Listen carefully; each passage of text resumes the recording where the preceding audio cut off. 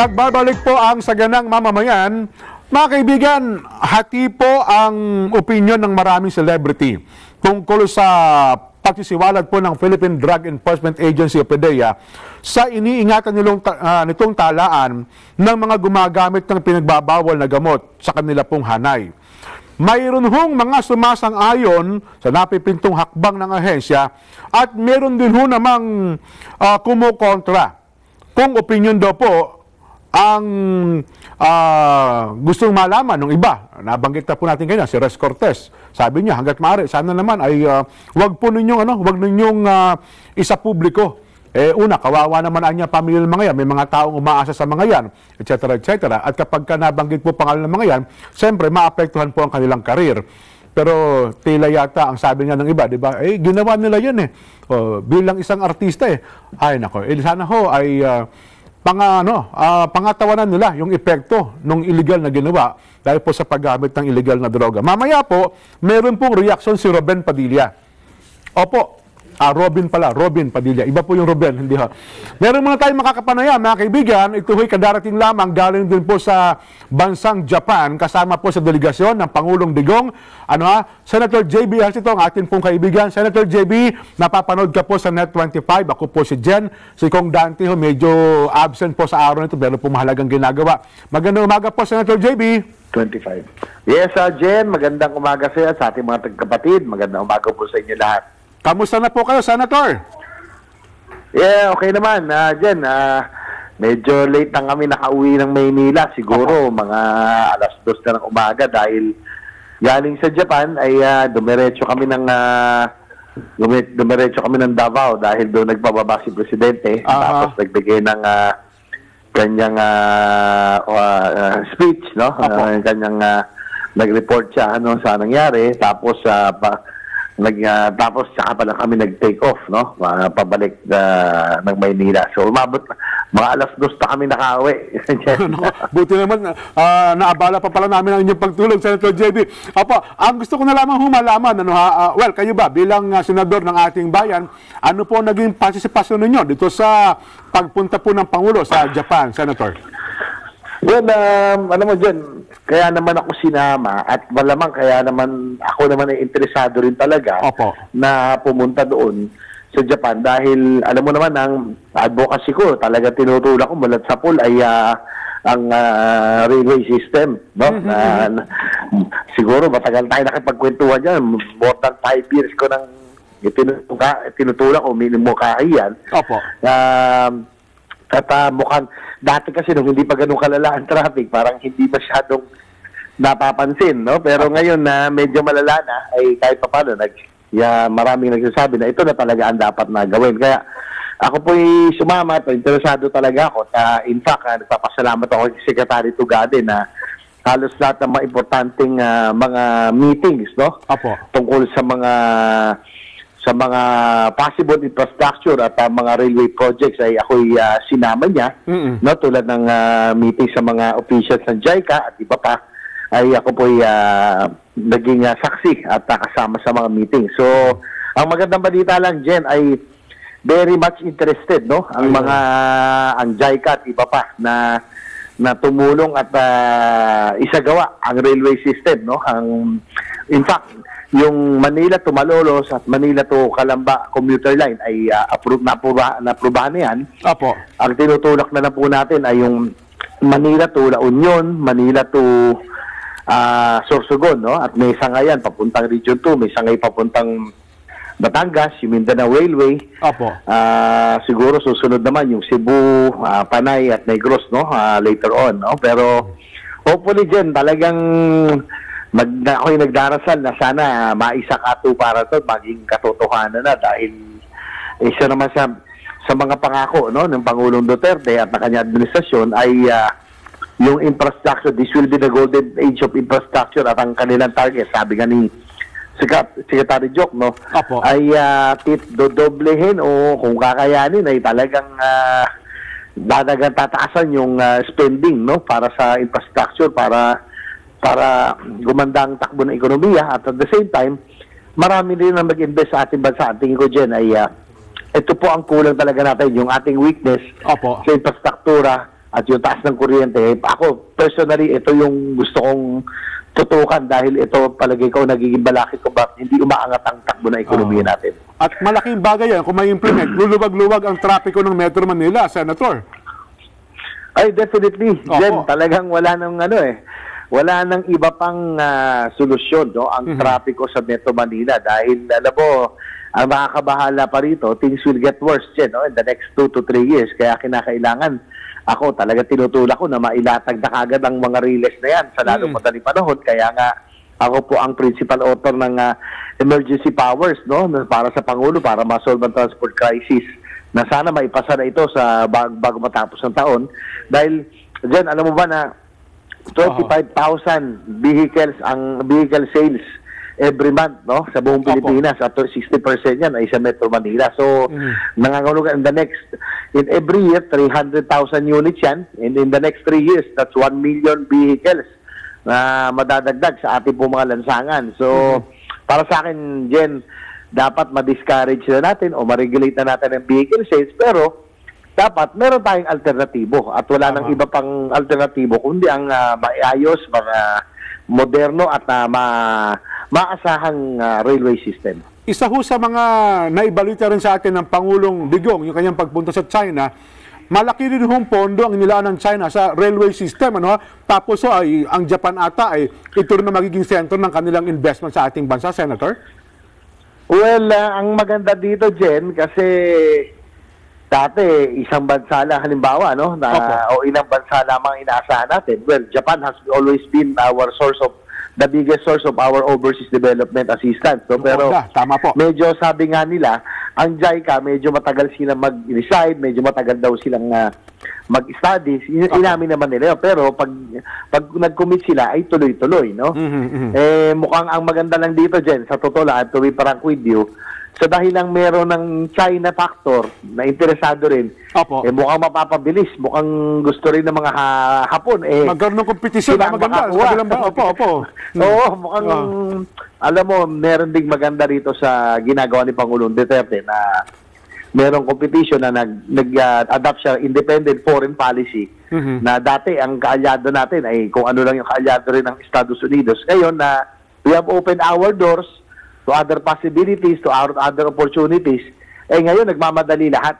No? So, ako talaga, Jen, whatever it is, I'm hoping na sana ito na nga ang pagkakataon na talagang ma-revive natin, magkaroon tayo ng isang moderno at maayos na railway system na talagang, panaginip ko po ito, passion ko na ito, noon pa. At sa tingin ko, Jen, hindi lang traffic ang masusolve nito. Napakaraming benepisyo. No? Yung cost of living, mapapababa nito, yung cost of transport of goods, at marami pang iba. Pati siguro yung problema natin sa mga squatter, yung housing na karamihan doon sa mga squatter, pag dinala mong probinsya, bumabalik ng Metro Manila kasi wala namang hanap buhay at wala rin hong transportasyon, Senator. Totoo po yan, Jen. At with an infrastructure, with a railway system na maayos, yung development hindi na nakasentro sa Metro Manila lamang. We can spread out the development. We will create growth nodes. We will create opportunities in other provinces na yung mga tao doon hindi na kinakailangan magsumiksik pa rito sa Metro Manila. Na mismo sa probinsya nila, meron na silang trabaho at oportunidad na pwedeng magamit, no, para sa sariling kapakanan.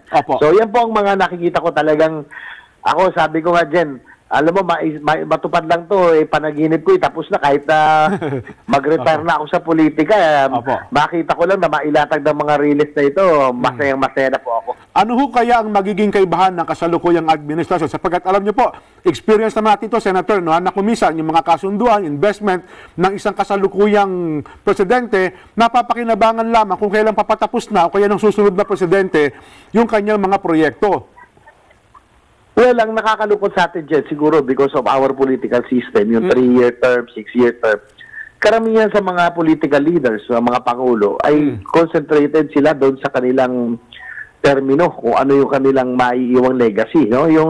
Kaya siguro ito nagkulang sa atin, wala tayo ng long-term plan, yung long-term vision, yung talagang isang blueprint, yung roadmap na talagang susundin natin na kahit sino ang umupo, bilang Pangulo o kung bilang leader ng bansa o ng lugar o anuman, na yun ang susundin. Yun siguro ang kulang at siguro yan dahil gusto ng Pangulo Duterte magkaroon ng tunay na pagbabago.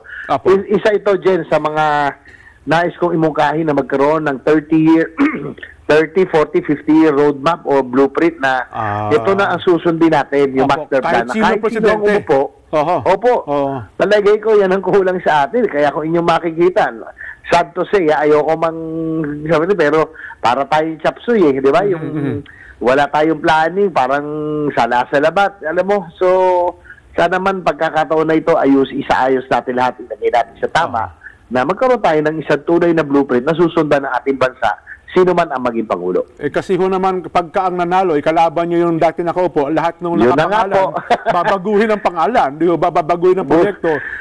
Buti ko pangalan lang dyan, kadalasan, tinitigil pa. Hindi tinutuloy, di ba? Yun ang nakakalungkot, di ba? Na I think which proved to be detrimental. Tulad na lang nung ako, very unpopular na demonize halimbawa yung Baptaan Nuclear Power Plant. Pag-isapan natin sa ibang araw siguro, Jet.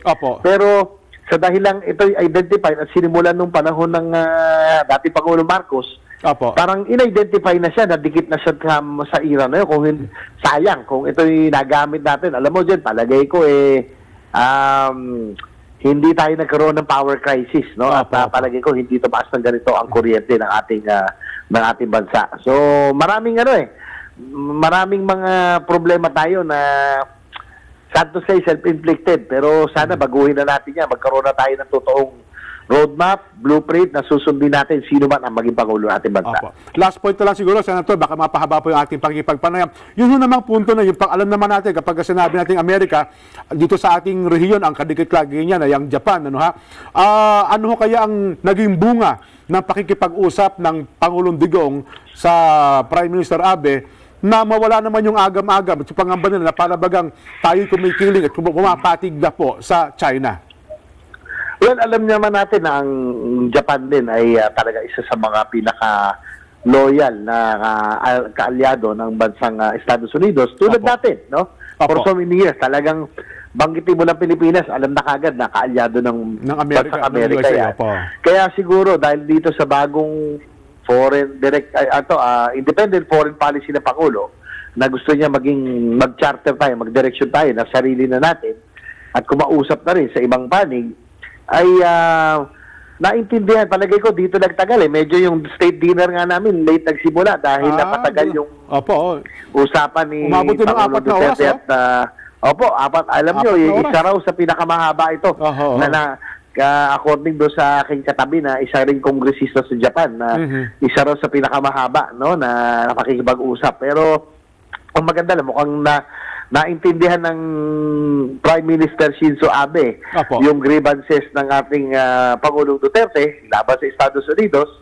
Pero ang maganda lang ay yung assurance naman ng Pangulong Duterte na ang bansang Hapon o ang Japan at ang Pilipinas ay sabi nga higit pa nga sa magkapatid. We are more than brothers. So, na-reassure niya yung ating pakikipag-cooperate, pakikipag-suporta at yung ating cooperation with Japan ay nandun pa rin, no? Lalo na sa usapin sa region, no? Lalo na sa yung controversial South China Sea, sinabi niya na ang Pilipinas ay siyempre at ang Japan ay dapat magkasama. So, nawala po yung kalituhan, gaya ng sinasabi nung opisyal ng Amerika na nalilito daw ang mga negosyante sa rehiyon natin. Well, palagay ko nung una maging ako, pati yung mga pagkabinete, parang hindi rin maintindihan ang logic ni Pangulong Duterte umpisa. Pero sa ngayon, naintindihan ko na parang ang gusto niya, ang palakasin yung regionalism sa dahilang tayo ang magkakarating bansa, tayo magkakasama dito, dapat tayo ang magtulungan, tayo ang mag-resolve ng ating mga issue tulad ng South China Sea. No? Kumbaga, dapat ang Western nations, no, ang Estados Unidos, ang European Union, kumbaga dapat kung yung negosyo at business opportunities, okay lang sila, no, na makasama natin. Pero yung sa foreign policy at iba pang bagay, ay dapat hayaan nila tayo. Huwag nila tayo pakikialaman. Parang ganun ang gustong direksyon ng Pangulong Duterte sa dahilang tayo, ang China, ang Japan, ang Malaysia, Indonesia, at iba pang Thailand, at iba pang mga nandito sa rehiyon ng Southeast Asia at Asia, tayo ang dapat na magtulong-tulungan at magkaroon ng kooperasyon sa isa't isa. Senator, sa ibang araw siguro, mas mahaba-haba ang pakikipagpanayam.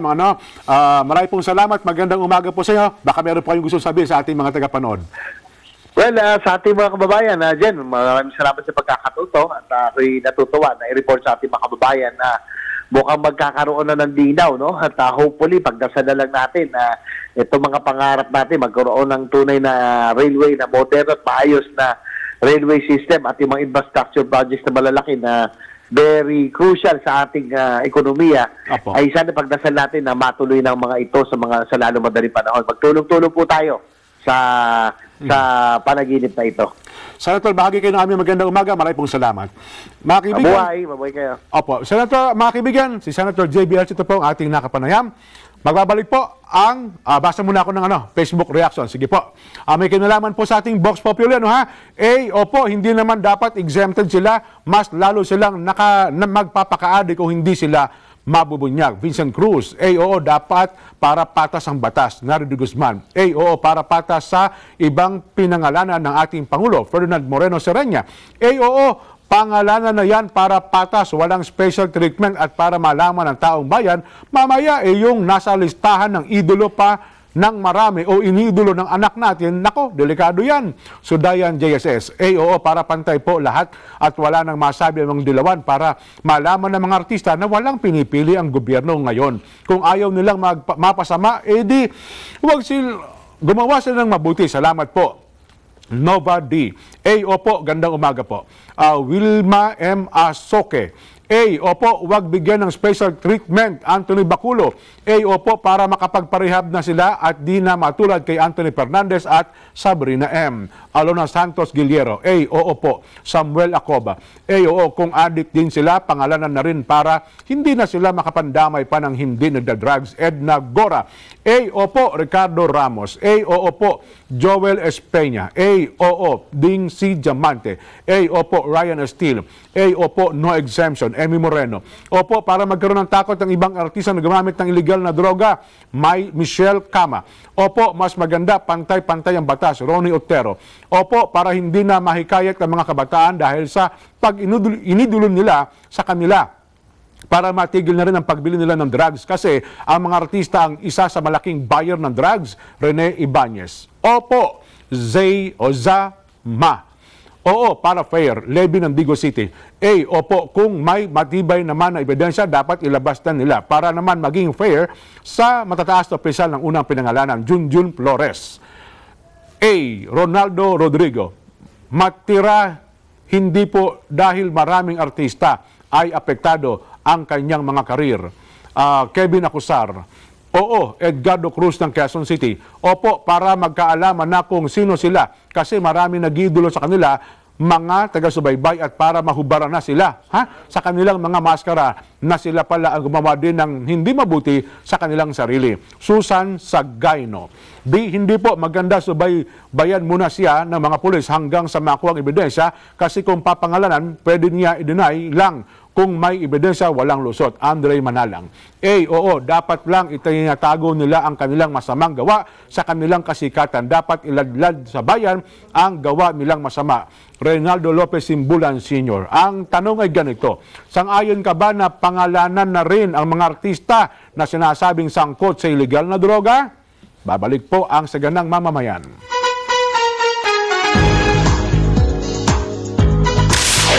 Anunsyo publiko, nagbabala ang Philippine National Police sa publiko ukol sa mga akit-bahay at mga gang na target ang pawn shop at bangko sa nalalapit na holiday. Ayon sa PNP, dapat magmatsyag sa mga tambay at umaaligid sa mga kabahayan dahil posibleng nagsusurvey ang mga ito. Dapat tingnan mabuti ang drainage system at bubong na maaaring gawing daanan ng mga masasamang loob. Ayon kay PNP Chief Director General Ronald De La Rosa, suspendida ang vacation leave at day off ng mga pulis sa panahon at pagkatapos ng bakasyon.